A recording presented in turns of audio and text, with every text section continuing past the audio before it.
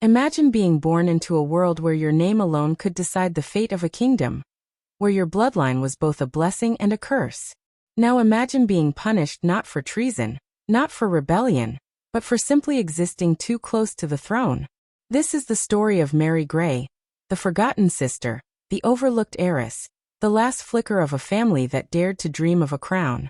While history has echoed the tragic downfall of Lady Jane Grey, the 9 Days Queen, and the scandalous fate of her sister Katherine, Mary has largely remained in the shadows. But her life was no less remarkable, no less devastating, and in many ways, even more telling of the silent, systemic cruelty that simmered beneath the glittering surface of Tudor England. She was born into a dynasty at war with itself, a court obsessed with legitimacy, power, and control.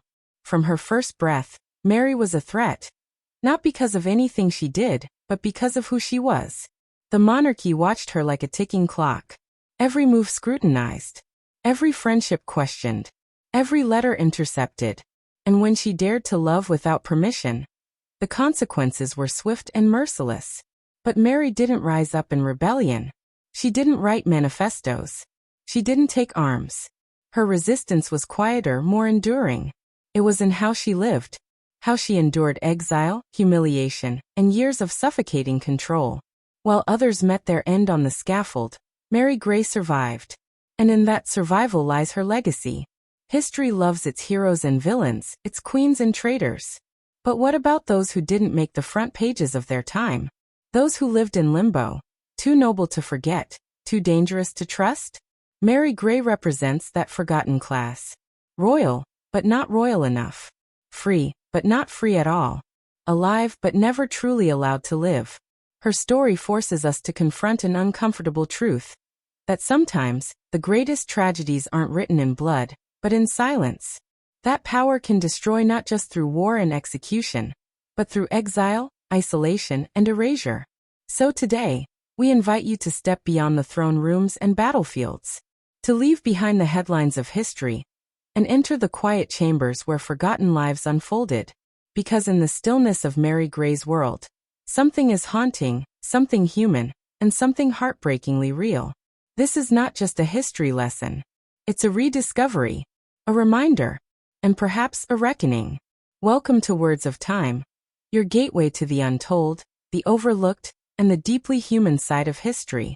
Here, we explore stories lost to the margins, lives erased from memory, and the silent legacies that still echo through time. In this video, we delve into the extraordinary yet almost forgotten life of Mary Grey, the last surviving heiress of the Grey sisters. A woman whose name meant danger, whose love meant exile, and whose quiet strength defied an empire that tried to erase her. The story of the Grey sisters, born of royal blood yet burdened with dangerous proximity to the English crown, begins in the shadowed recesses of Tudor politics where ambition, legitimacy, and survival often collided. These women, Jane, Katherine, and Mary Grey, descended from Mary Tudor, the younger sister of Henry VIII, and through her held a legitimate, though perilous, claim to the English throne. Their lineage placed them in a precarious position, too close to power for safety, yet never secure enough to wield it without danger. In a court ruled by suspicion, favor, and shifting alliances, their inheritance became a curse as much as a credential. Mary Tudor, Queen of France and later Duchess of Suffolk, was a significant figure in the Tudor succession. As Henry VIII's sister, her children were direct relatives of the ruling monarch. Her marriage to Charles Brandon, Duke of Suffolk, produced Frances Brandon, who became the mother of the Grey sisters. This bloodline placed the Greys in a strategic position, particularly as Henry VIII's own children, Edward VI, Mary I, and Elizabeth I, had uncertain futures due to issues of legitimacy, religion, and childlessness. When Henry crafted his final will, he bypassed the descendants of his elder sister Margaret Tudor, whose line led to the Scottish Stuarts, and instead named the heirs of Mary Tudor as next in line should his own children leave no issue. This document would become both shield and sword for the Grey sisters, defining their place in history as rightful heirs and tragic figures. The eldest of the sisters, Lady Jane Grey, would become the first to suffer under the heavy weight of this inheritance.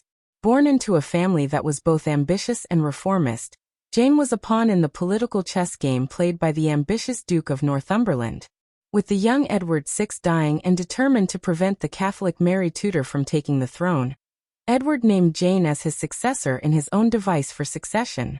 Jane was proclaimed queen but reigned for only 9 days before being deposed by Mary I, whose claim, despite being deemed illegitimate by her father's earlier acts, was supported by the people and many nobles.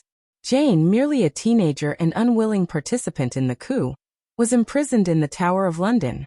Despite initially being spared, she was eventually executed after her father participated in a rebellion against Queen Mary's rule, sealing his daughter's fate. Catherine Grey, the second sister, navigated her treacherous inheritance with a different blend of resolve and romanticism. Following Jane's execution, Catherine became the senior heir in the Grey line, a position that came with both potential and peril. During Elizabeth I's reign, Catherine secretly married Edward Seymour, Earl of Hertford, without the Queen's permission. This unauthorized union was seen as a political threat. Catherine's claim to the throne, bolstered by a potential male heir, alarmed Elizabeth, who viewed any marriage among royal claimants without her sanction as tantamount to treason. When the secret marriage was discovered and it became clear that Catherine was pregnant, both she and her husband were imprisoned in the Tower. Her 2 sons, born in captivity, became living proof of a rival Tudor line, a direct threat to Elizabeth's rule. Catherine would never regain her freedom and died at 27, a victim of dynastic suspicion. The youngest of the 3 sisters, Mary Grey, bore the full burden of her sister's tragic precedents.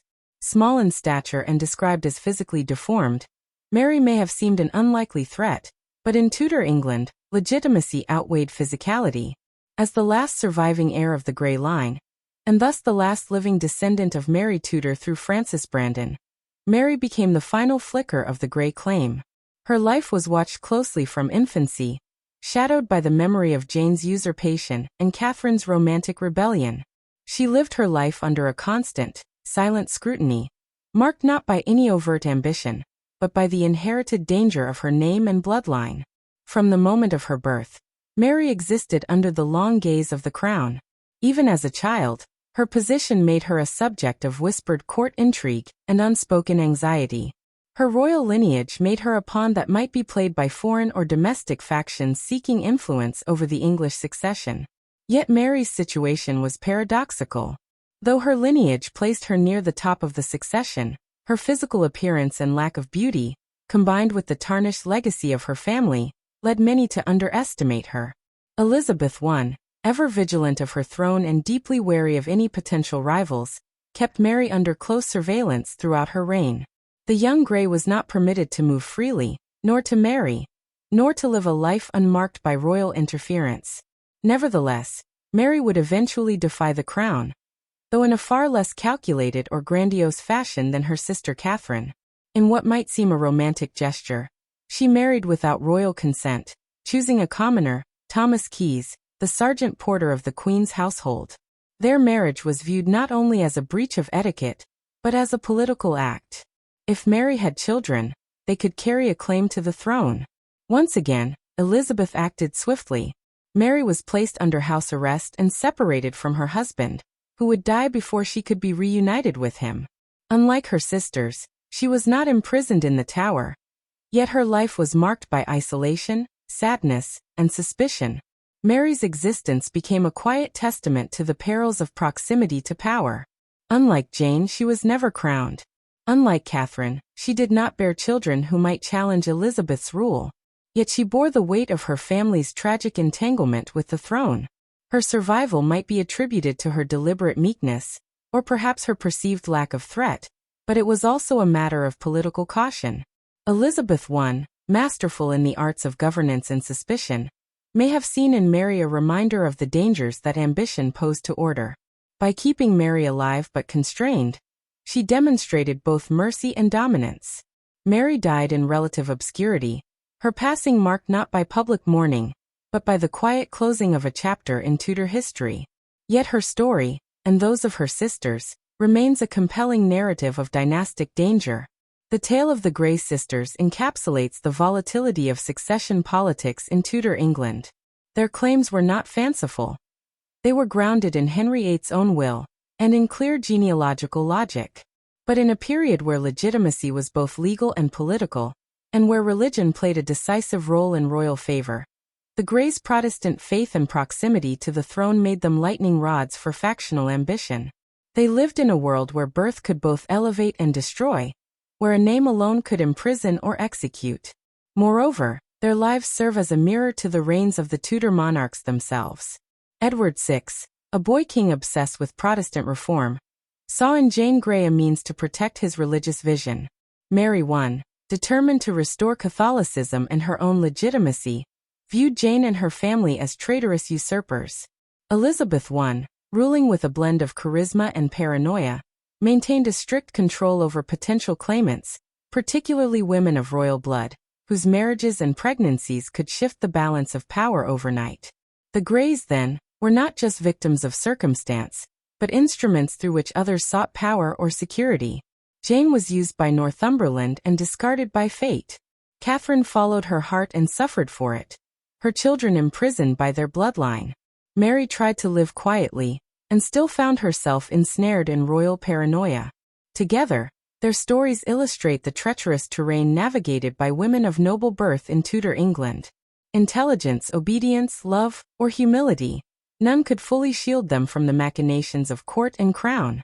What lingers most is the sense of inevitability that hung over their lives. Born with royal blood, raised under constant observation, their choices were bounded by politics they could not fully control. They were symbols of legitimacy in a kingdom forever unsettled by the absence of a clear and stable line of succession.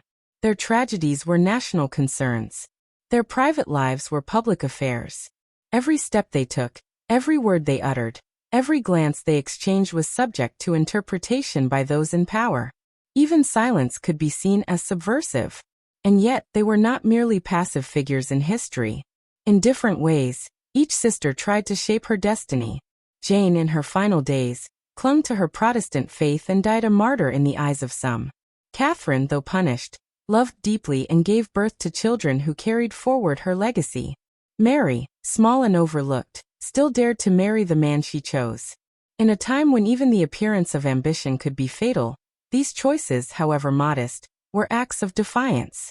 Their lives, though shaped by others, were not entirely consumed by them. The story of the Grey sisters is not merely about the succession crisis or the wrath of monarchs. It is about the human cost of power. It is about women born into a world that could not allow them to be both royal and free. Their lineage offered them everything, yet granted them nothing. Jane lost her life.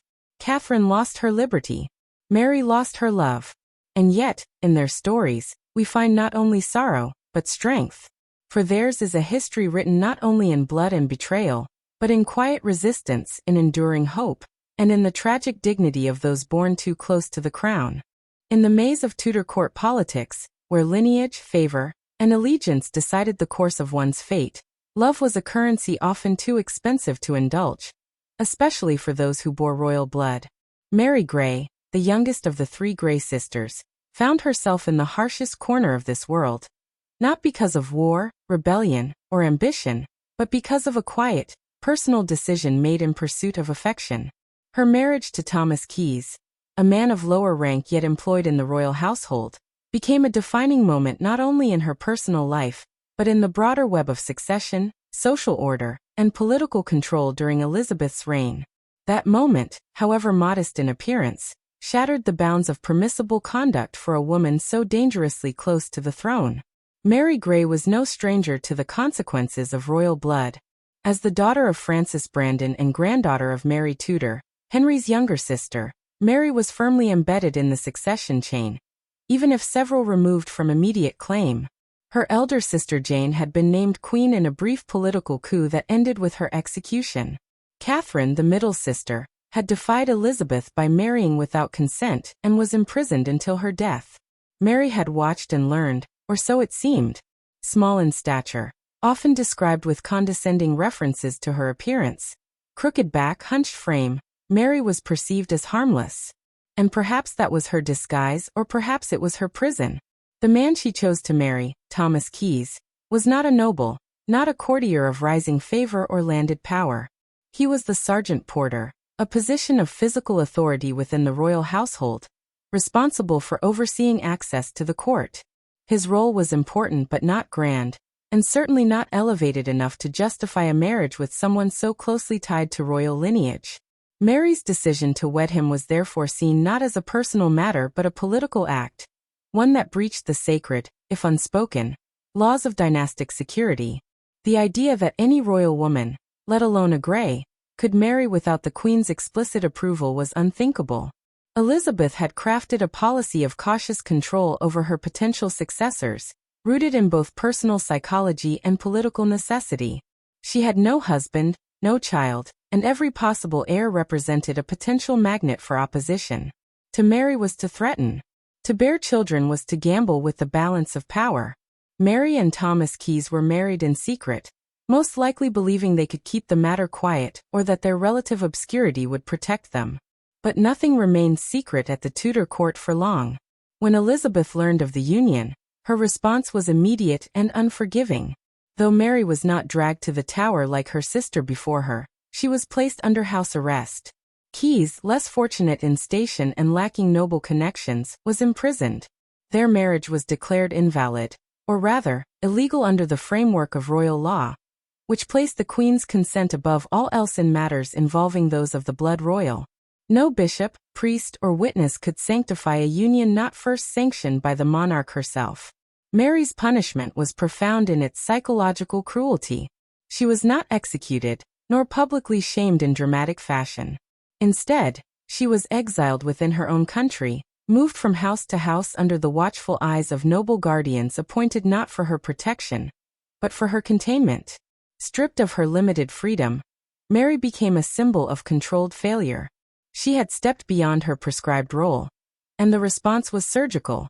She was removed from court, from politics, from the public eye. This was not justice in the moral sense but discipline in the political sense, a reinforcement of Elizabeth's absolute control over matters of succession and legitimacy. Mary's marriage was never annulled in the religious sense, but it was rendered inert by separation. Her husband, held in the Fleet prison, suffered in deteriorating health and died before the Queen ever considered mercy. Mary, meanwhile, remained locked in the quiet, monotonous agony of separation. Unable to see him, unable to correspond freely, unable to mourn publicly. Though she was not placed in a stone cell, her confinement was no less total. Wherever she went, the Crown's authority followed. She lived under constant supervision, housed by families who knew their role was not hospitality but surveillance. The emotional toll of this period is difficult to measure but impossible to ignore. Mary, who had grown up watching her sisters destroyed by love and ambition, had tried to choose a different path. Quieter, more private, grounded not in power or rebellion but in companionship. Yet even that was denied to her. The Tudor state, having executed her sister and imprisoned her other, now chose to make her invisible. It was a different kind of execution, a living death in slow motion. She lived for many years in this state of royal limbo, neither pardoned nor forgotten, neither liberated nor punished in the theatrical ways typical of Tudor spectacle. Mary's fate diverged significantly from her sister's in its method, not in its meaning. Jane was used, Katherine was loved, Mary was forgotten. But all three shared the same fate in one respect. The system could not allow them to live fully, freely, or on their terms. The idea of a Grey producing heirs, even heirs without ambition, was intolerable to Elizabeth's fragile political structure. Mary's crime, if it could be called that, was not betrayal, not conspiracy, not insurrection. Her crime was love, unlicensed, unstrategic, unapproved. In the highly choreographed world of Tudor succession, love was perhaps the most dangerous act of all. The concept of royal consent was not just a legal formality. It was the hinge upon which all alliances turned, the framework that allowed Elizabeth to monitor and control the political implications of every marriage among her extended family. Her refusal to marry herself and her decision to keep her successors unmarried or childless were not just personal but strategic. If Mary were allowed to marry and produce children, those children could be manipulated, used as pawns in plots foreign and domestic. They could become centers of opposition. They could become figureheads for that discontent with Elizabeth's unmarried reign, with her Protestant policies, with her female authority. So Mary was denied not only her husband, but also her future. Her marginalization became the blueprint for dealing with all inconvenient heirs. The solution was not always death. It was disappearance, managed silence, controlled isolation. Mary spent years being transferred from one household to another, forbidden to return to court, watched over by loyalists whose loyalty was measured by their willingness to enforce the Queen's exile by proxy. These years aged her not in years alone but in sorrow. She became a woman suspended between the privileges of blood and the punishments of royal suspicion. Though she was occasionally granted small mercies, a change of location, slightly improved living conditions, she remained fundamentally excluded from the world to which she was born. Even when Elizabeth finally allowed her to live in relative peace near the end of her life, the damage had been done. Her husband was dead. Her hopes for children had long since passed. Her name had faded from the lists of potential heirs, not because her blood was diluted, but because her existence had been successfully minimized. She lived not in obscurity by choice, but in exile by command. Mary Grey died in a quiet house, not far from court, but centuries removed in spirit from the world into which she had been born. There were no grand funeral rites, no public mourning, no monuments raised in her name. Her death marked the end of the Grey sisters' tragic line, each of whom had tested in her own way the limits of royal tolerance. Jane had tested the line through politics, Katherine through motherhood, Mary through love. None had survived intact. All had been punished. None had been forgiven. Her story remains one of the most poignant examples of how personal choices could carry national consequences in the Tudor world. The marriage to Thomas Keyes might seem to a modern eye like a romantic tragedy, a small rebellion against an unfair system. But in the context of 16th century England, it was a statement, a disruption of dynastic management, a breach of royal authority, a threat to succession planning. The harshness of Elizabeth's response was not just jealousy or emotional cruelty, as some have speculated. It was a calculated move to prevent a dangerous precedent. If Mary Grey could marry without permission, then so could others. And if others could marry, then the future of the monarchy could shift beyond the Queen's control. The price Mary paid was not for treason, not for scandal, but for choosing to follow her path in a world where the royal womb was a national concern, and the royal heart was never allowed to beat freely. Her life and love became cautionary tales told in silence. The only rebellion she committed was the most human of all. She loved someone she chose. And for that, she was erased, not by sword but by shadow. Born into a lineage that placed her dangerously close to the English throne, Mary Grey's life unfolded not in palaces of power, but in the obscure drawing rooms and quiet corridors of noble estates. Unlike her sister Jane, who briefly held a crown, or her sister Katherine, whose secret love story with a nobleman birthed royal offspring in the Tower, Mary's tale was one of displacement, confinement, and erasure. She was not executed, nor publicly reviled. She was not exiled to foreign lands or publicly tried. Instead, she was made to vanish quietly within her own country, removed not by banishment but by calculated relocation. Her days were passed not in rebellion or grandeur but in ceaseless transition, shuttled from one household to the next under layers of supervision, so strict that they blurred the line between guest and prisoner. Mary's confinement was a special brand of captivity, one forged by fear rather than iron. The Queen's refusal to send her to the Tower did not imply clemency. Instead, it reflected Elizabeth's growing political sophistication. The crown did not always require visible punishment. Sometimes, absence was more effective than spectacle. To the public, Mary Grey simply disappeared. To her custodians, she was a responsibility cloaked in danger. A woman of royal blood who could never be treated quite like a criminal, but could never be trusted to live freely. At the heart of Mary's strange imprisonment was a complex arrangement between the monarchy and select noble families. After her forbidden marriage to Thomas Keyes, the Queen ordered her removed from court and placed under the care of trusted aristocrats, beginning a long pattern of displacement. These noble hosts were not entirely willing jailers. Some were sympathetic, others fearful. None were given complete autonomy over her movements. The Queen and her ministers, particularly William Cecil, remained involved in the details of her daily life, approving changes in residence, monitoring correspondence, ensuring there were no unauthorized visitors or alliances formed. The country houses that held her were often picturesque, even luxurious, but the beauty of the surroundings could not mask the reality of her circumstances. Each estate became another gilded cage, another backdrop to a life stripped of choice. The terms of her confinement were unspoken, but absolute. She was watched, her movements recorded, her interactions filtered through layers of permission and suspicion. She could not travel freely. She could not visit her family. She could not speak openly. She could not mourn her husband as a widow might, nor plan her future as a free woman would. Unlike political prisoners of other lands or earlier times, Mary was not cut off entirely from the world. She was allowed occasional visits, short letters, and controlled engagements with the outside. But even these were contingent, monitored, revoked at whim. Her keepers might be kind, but they were always conscious of their responsibility to the crown. To harbor Mary was to stand at the intersection of duty and danger, loyalty and pity. Every moment she spent within another's home was defined by the expectation that her hosts would prevent scandal, pregnancy, alliances, or escape. This strange half-life, where she was neither officially imprisoned nor truly free, inflicted wounds that left no physical scars.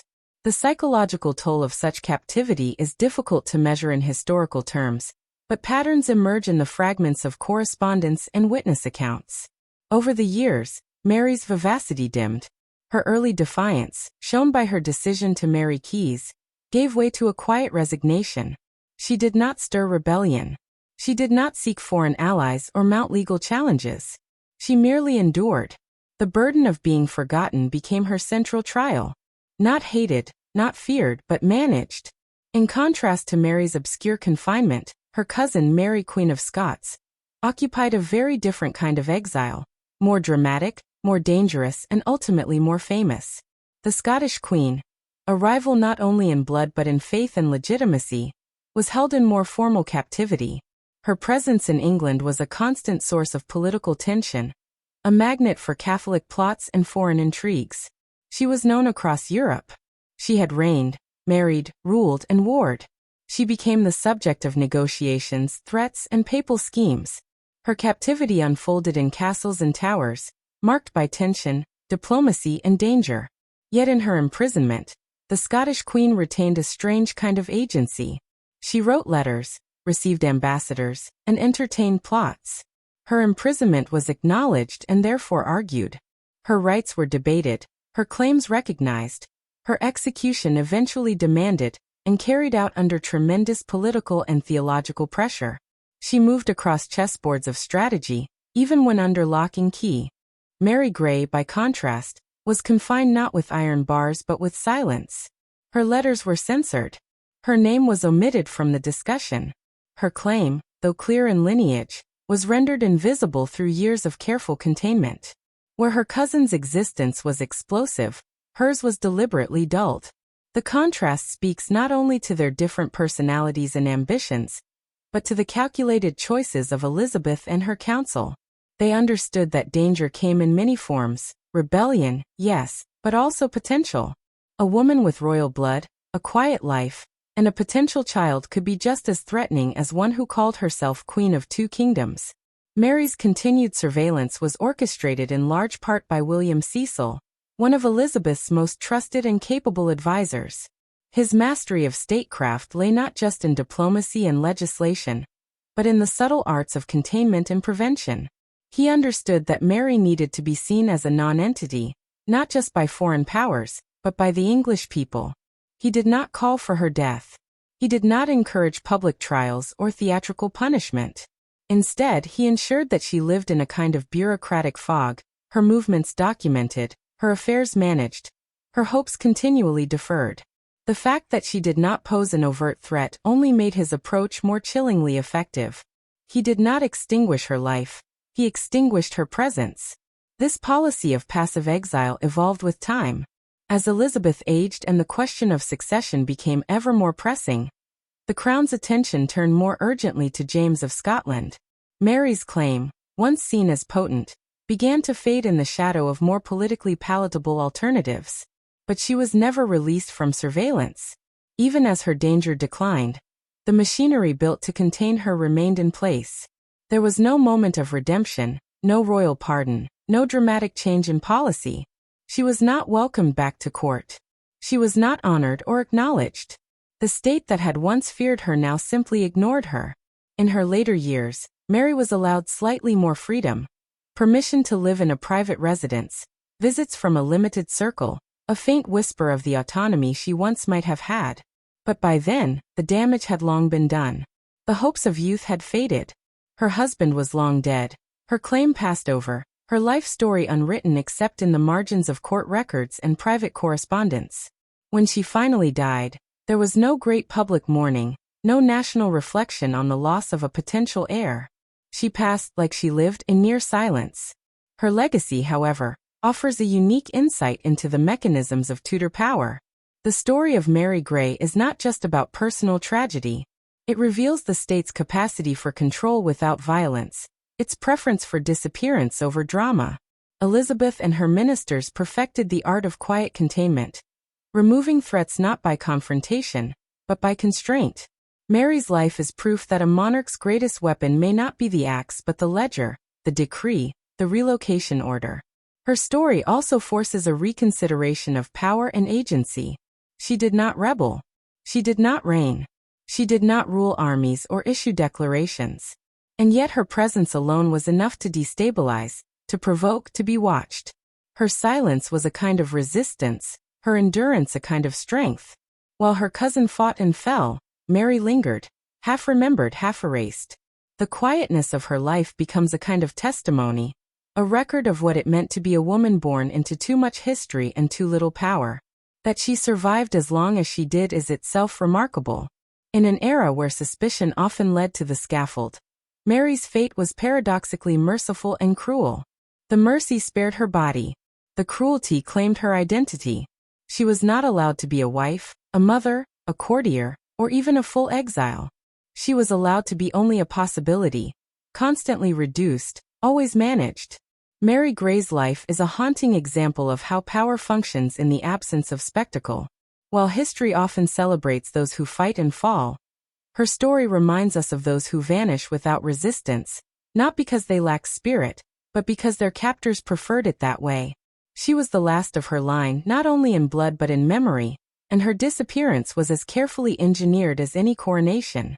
She was born into royalty but lived as a rumor, known mostly for what she might have been, and rarely for who she truly was. In the corridors of power that shaped Tudor England, there were few places more precarious than the periphery of the royal line. It was a liminal space, a place where blood and birthright granted one both potential privilege and unbearable risk. For Mary Grey, youngest of the Grey sisters and granddaughter of Mary Tudor, that uncertain edge became her life's landscape. She was born into royal blood, yet never welcomed fully into its embrace. Her sisters had blazed with brief, dangerous brilliance. Jane, the girl queen who ruled for mere days before being executed for her accidental treason, and Katherine, the passionate romantic whose secret marriage to the Earl of Hertford landed her in the Tower. Her children viewed as dangerous threats. Mary, by contrast, was no rebel, no would-be queen, no traitor. Yet her life was shaped by suspicion, her every move hedged with caution. And it was within those carefully drawn confines that Mary displayed a different kind of courage. Not bold, not theatrical, but persistent. Her dignity lived in the margins, a quiet resilience that endured despite constant efforts to erase or contain it. Small acts often speak most loudly when performed under constraint. Mary's defiance was not the kind that sparked uprisings or lit bonfires. It was composed of gestures so understated they might go unnoticed by all but those paying closest attention. After her unauthorized marriage to Thomas Keyes, a man far beneath her in rank, she was subjected to relentless confinement. Not in dungeons, but in the homes of various nobles tasked with observing and restricting her. This exile was designed to minimize her impact, to slowly dissolve her influence and spirit into obscurity. Yet within this framework, Mary refused complete erasure. Though denied access to court and the freedoms afforded to women of her standing, she retained a sense of self that was neither broken nor surrendered. One of Mary's earliest and most defining acts of quiet resistance came in choosing love over duty. Her decision to marry Keyes, Sergeant Porter to Queen Elizabeth, was not merely a romantic impulse but a personal declaration of worth and autonomy. She had witnessed firsthand the fatal consequences of unapproved unions. Her sister Katherine's imprisonment had been triggered by such a choice. She understood the stakes. Yet she acted. In a world where marriage was a political transaction, she sought connection on human terms. That she married a man without title or lands was not only unconventional, it was, in the eyes of the crown, subversive. It said that she was not content to remain an idle piece on the board, waiting for the Queen's permission to live. Though her marriage led to separation and surveillance, it also revealed a core of quiet strength. She had chosen her path, and no matter how constrained she became afterward, the choice itself remained hers. In the years that followed, as she was shuttled from one noble household to another, Mary clung to fragments of personal dignity. Her world was small, shaped by walls and whispers, but she continued to assert herself in subtle, human ways. Her letters, though few, often revealed wit and a clarity of thought that underscored her intelligence. While the court sought to reduce her to a symbol of compliance or failure, she maintained her individuality. The act of writing itself, of forming thoughts, observations, reflections, became a kind of refuge. It allowed her to assert her mind even as her body was confined. There is reason to believe that Mary, like many educated noblewomen of her time, turned to reading and study as a way to inhabit a fuller world than her circumstances allowed. Her upbringing would have included training in languages, scripture, and classical texts. Denied access to public life, intellectual engagement became her form of private resistance. In a society where women were often judged by their proximity to power or their reproductive potential, Mary found a different kind of worth, one rooted in interiority and endurance. She could not change her surroundings, but she could sharpen her thoughts, guard her emotions, and find solace in the quiet work of learning. Human connections, too, played a critical role in her survival. Though her movement and company were restricted, she still formed relationships with those around her, servants, caretakers, distant family members, and fellow nobles assigned to monitor her. These were not grand alliances, but they mattered. They anchored her. She remained, in the eyes of many, a sympathetic figure. Her suffering, unlike that of traitors or monarchs, was not tinged with scandal or grandeur. It was marked by patience and endurance. In her modest way, she earned respect, even affection, from those who encountered her. Such quiet solidarity was another form of resistance. It kept her from isolation's total descent. The structure of her life, perpetual surveillance, forced dependence, social invisibility, was built to strip her of agency. Yet Mary never became a shell. She bore her solitude with poise. Even in her final years, when her political relevance had faded, and she posed no real threat to Elizabeth's reign, she did not collapse into bitterness or public complaint. There is no record of her lashing out or seeking vengeance. She lived, instead, with a kind of steady grace, never renouncing the choices she had made, never begging for royal approval. In many ways, her dignity stood in stark contrast to the world around her. Tudor politics were marked by spectacle, executions, pageantry, treason trials, proclamations. Mary's story offers another view, that of the individual caught in the slow, grinding wheels of a system designed to protect itself at all costs. The mechanisms that held her in place were not dramatic but bureaucratic. Letters between courtiers, reports to the Queen, orders signed and sealed in ink. It was systemic, impersonal, and relentless. And yet she survived it. Not untouched, not unscarred, but unbroken. What makes Mary's resilience so powerful is its unremarkable appearance. She did not defy the crown in open rebellion. She did not write fiery manifestos or inspire armed uprisings. Her strength lay in something quieter, an unwillingness to let the system define her entirely. She was reduced but not erased. She was managed but not forgotten. And even if her life played out in the shadows, it illuminated something enduring about the human spirit. The capacity to preserve one's identity even when all external markers of freedom have been stripped away.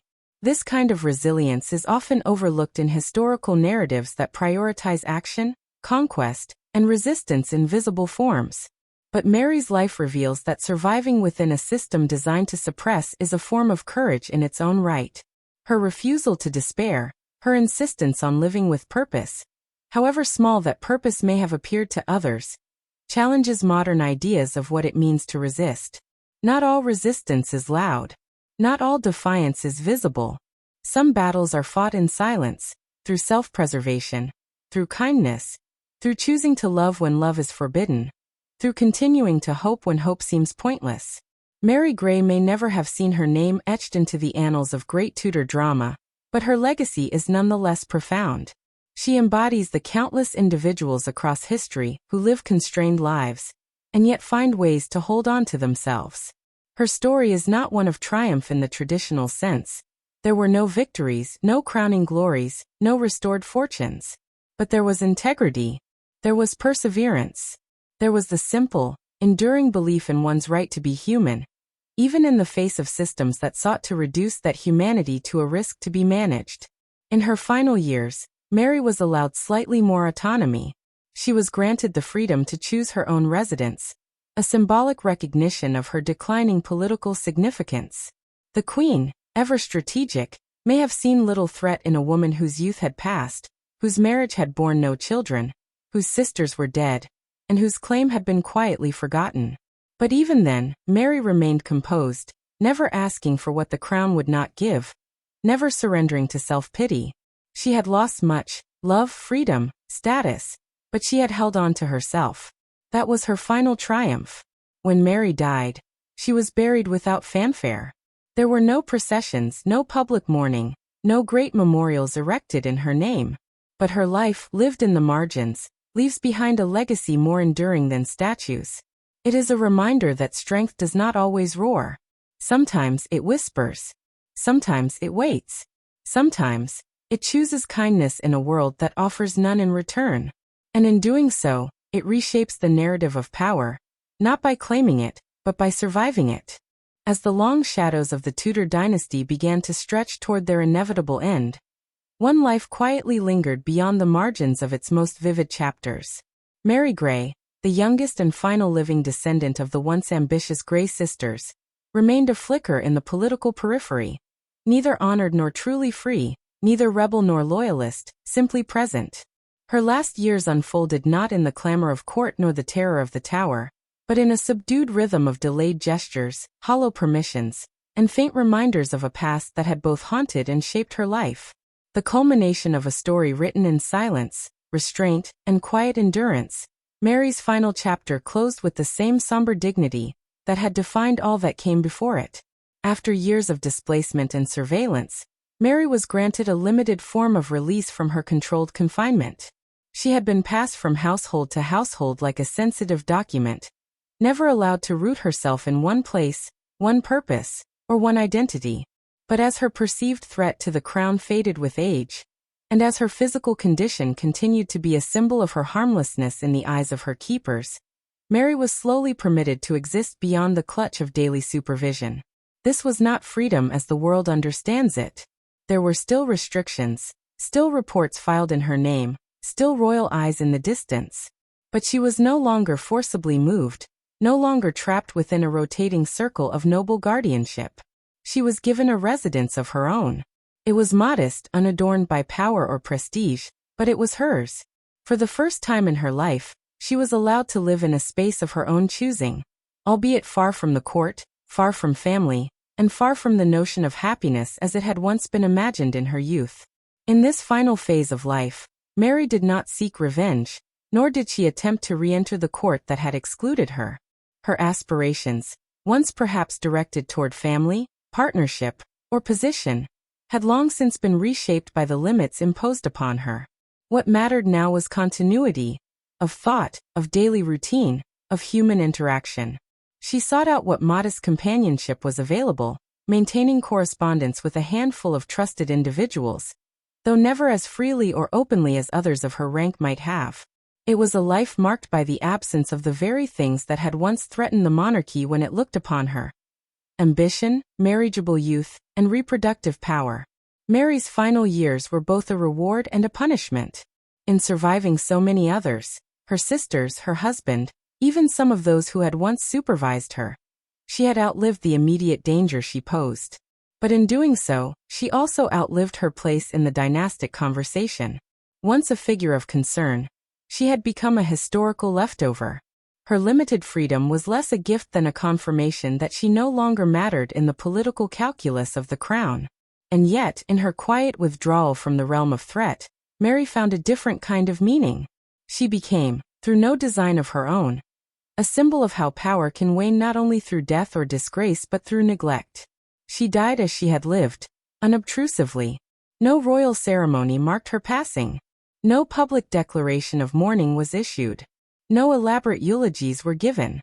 Her burial was arranged with practicality and little pageantry. She left behind no heirs, no estate of note, no court faction to grieve her. But what she did leave behind, though far less tangible, holds its own historical weight. A living commentary on the fragility of royal bloodlines and the arbitrary structures of monarchical power. Mary Grey's life was not defined by grandeur or rebellion, but by endurance. In an era obsessed with succession, spectacle, and sovereignty, her existence stood in quiet opposition to everything the Tudor court deemed essential. She neither ruled nor raised arms. She never held favor, nor posed a visible threat. Yet she was managed, monitored, and marginalized precisely because she represented a possibility, a chance however small, that the crown could shift course through her body, her blood, her choices. Her life is a case study in the paranoia of hereditary rule, and the lengths to which monarchs would go to preserve control over narrative, inheritance, and legitimacy. Unlike her more famous relatives or contemporaries, Mary did not leave behind grand proclamations or legendary deeds. Her legacy instead is one composed of unanswered letters, restricted movements, and denied permissions. She is the embodiment of what happens when power fears not a sword, but a womb. Not a declaration but a birthright. Her very presence forced those in power to account for possibilities they could neither fully erase nor comfortably acknowledge. And in doing so, Mary I illuminates the cost of monarchy not only to its people, but to those born too close to its center. What makes her story especially resonant today is its persistent quietness. In a world increasingly aware of the silences within history, the forgotten lives, the erased voices, the unnamed participants, Mary Grey becomes a representative of those whose stories were not loudly told, but whose lives were deeply affected by the systems in which they were trapped. She was not granted the freedom to choose her life's trajectory, yet she maintained a core of dignity that defied the totalizing grip of royal authority. Her legacy, then, is not one of triumph but of resistance through survival. In examining her life, one cannot help but be struck by the delicate balancing act between identity and invisibility. She was never fully allowed to be herself, yet she was never entirely erased. Her name was spoken less and less as the years wore on, and yet it remains, a thread in the vast tapestry of Tudor history. Her endurance speaks not of ambition fulfilled or victory seized, but of a more universal human truth, that there is strength in simply continuing to exist when existence itself has been politicized, constrained, and monitored. The symbolic weight of Mary's life asks deeper questions about the nature of power. If monarchy is a system built on inheritance, what happens to those who inherit danger rather than destiny? If royalty confers privilege, what becomes of those who inherit its burdens without its rewards? Mary Grey lived the answers to these questions in real time, and her life continues to raise them for those reflecting on systems of control, legitimacy, and individual agency. Her story forces us to reconsider the overlooked. In a history crowded with kings and queens, rebels and generals, her name might have disappeared altogether were it not for the occasional whisper in correspondence, the passing mention in a state paper, or the quiet sadness of her treatment by those who understood her position, but could not change her fate. The fact that she never truly belonged, neither fully royal nor entirely common, became her defining condition. And that in-betweenness is what makes her legacy so compelling today. Mary Grey challenges us to rethink the narratives we inherit. She reminds us that history is not only shaped by those who act, but also by those who are acted upon. She shows how control can operate in silence, how exile can happen without ships, how punishment can be administered through politeness and protocol. And in doing so, she reflects the realities of many lives in many times. Those who are told they matter only as threats. Those who are denied opportunity because of what they represent, not who they are. In the modern world, where debates around power, representation, and historical memory continue to evolve, Mary Grey's life provides a subtle yet potent lens. Her legacy speaks to the experience of being marginalized not through violence, but through bureaucracy, not through condemnation, but through management. In today's context, her story finds resonance among those who live at the edges of systems, too visible to be ignored, too constrained to be free. She also raises questions about the price of survival. Is it better to live quietly than to die for principle? Is endurance itself a form of resistance, or merely acquiescence? Mary did not die a martyr. She did not fight to the death. But she did survive, with her sense of self intact. She made no apologies for her marriage, expressed no regrets that history preserved. She lived, not loudly, but unyieldingly. And in doing so, she offers a lesson as valuable as any offered by more celebrated figures. The value of a life is not always in its visible impact, but in its ability to endure in the face of invisibility. Her story encourages us to listen more carefully to the silences in history, to look more closely at the margins, to question who gets remembered and why. It invites reflection on the structures that define who is allowed to matter, and who is quietly managed into oblivion. Mary Grey's life did not change the course of English history. It did not ignite wars or alter thrones. But it quietly reveals the immense human cost of a system where bloodlines determined fate, where love was forbidden by decree, and where existing near power could mean forfeiting every other right. She was a daughter, a sister, a wife, a widow, a prisoner, and a survivor. And though the world around her worked tirelessly to forget her, she remains a quiet witness to the fragility of status, the endurance of dignity, and the stories that linger even when no one is listening. Perhaps the final question Mary Grey's life poses is the most important one. In a world still wrestling with who gets to be heard, who gets to be remembered, and who is quietly erased, how many Mary Greys still live among us? Their names may change, their contexts may evolve, but the quiet struggle against systems that limit freedom, define worth narrowly, and forget inconvenient lives remains all too familiar. Her legacy then is not just a relic of Tudor politics. It is a mirror, reflecting the past, yes, but also the present, and if we are not careful, the future.